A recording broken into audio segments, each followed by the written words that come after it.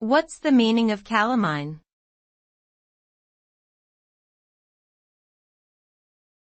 Calamine.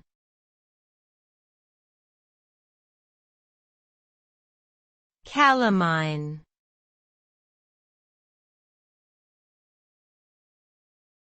Calamine.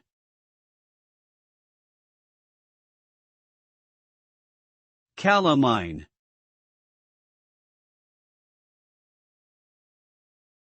Calamine refers to a pink, powdery substance that contains a mix of zinc oxide and iron oxide.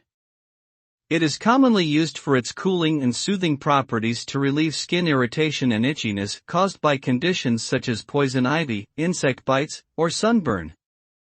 When applied to the affected area, calamine creates a barrier between the skin and external irritants, helping to reduce redness and inflammation. Additionally, calamine has a drying effect, which can help dry out blisters and prevent infection. Overall, calamine is an effective over-the-counter remedy for mild skin discomfort and is widely available in various forms, including lotions, creams, and powders.